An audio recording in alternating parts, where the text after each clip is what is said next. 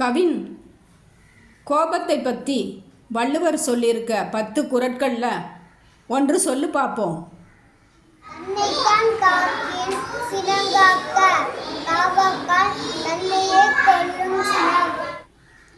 இதோ கவின் சொன்னானே சினம். சினம்னா என்ன? நமக்கு வர கோபம்தான். கணவனுக்கு மனைவி கிட்ட கோபம், மனைவிக்கு கணவன்கிட்ட கோபம், இருவருக்கும் பிள்ளைகள்கிட்ட கோபம், இன்னும் அம்மா கிட்ட கோபம், அப்பா கிட்ட கோபம், அண்ணன் தம்பி அக்கா தங்கை நண்பன் கூட வேலை செய்பவர்கள் எல்லார்கிட்டையும் கோபம் கோபம் கோபம். சிலர் சொல்வாங்க, எனக்கு கோபம் வந்தது, நான் என்ன செய்வேன்னு எனக்கே தெரியாது அப்படின்னு. இன்னும் சிலர், எனக்கு வந்த கோபத்தில் கண்ணாபண்ணான்னு திட்டேன் அப்படின்னும், கண்ணு மண்ணு தெரியாமல் அடிச்சிட்டேன் அப்படின்னு சொல்ல கேட்டிருக்கோம். கோபம் வந்தால் நானாகவே இருக்க மாட்டேன் அப்படின்னு சொல்கிறவங்களும் உண்டு.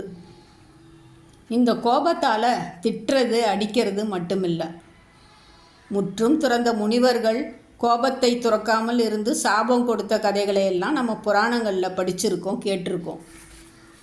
இந்த கோபத்தால் எத்தனையோ மனஸ்தாபங்கள், வருத்தங்கள், சண்டைகள், அடிதடிகள், பணக்கஷ்டம், மனக்கஷ்டம், பகை, உறவின் பிரிவுகள், உச்சபட்சமாக கொலைகள் கூட நிகழ்வதுண்டு.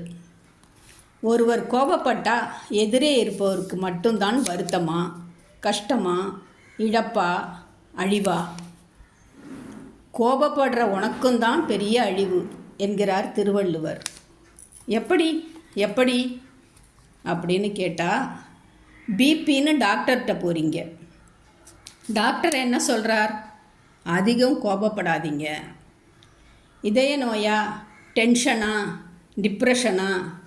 டாக்டருங்க கிட்டேருந்து இதே அறிவுரையை கண்டிப்பாக கேட்டிருப்போம். கோபத்தால் உங்கள் உடல் நலமும் கெட்டுப்போகுது, மனநலமும் கெட்டுப்போகுது. நண்பர்களும் உறவுகளும் உங்களை விட்டு பிரிகிறாங்க. உடம்பும் மனசும் சரியில்லாமல் போகுது.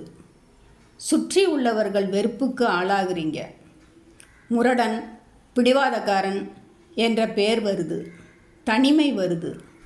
அதனால் சில கெட்ட பழக்கங்களும் வருது.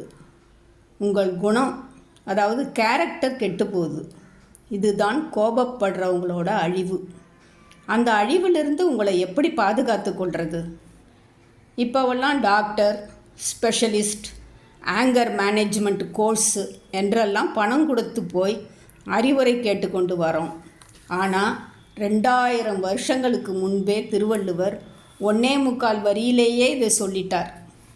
சினம் உன்னை அழிச்சிடும். அதிலிருந்து உன்னை பாதுகாத்துக்க ஒரே வழி, உனக்கு வர கோபத்தை தணித்துக்கொள். இல்லைன்னா அந்த சினத்தால் நீயே அழிஞ்சிடுவ. இதுதான் 2000 வருஷத்துக்கு முன்னையே வள்ளுவர் கொடுத்த அறிவுரை. கோபம் இல்லாமல் பிரச்சனையை தீர்க்கணும்னா அவசரப்படாமல் நிதானமாக யோசிக்கணும் இல்லையா?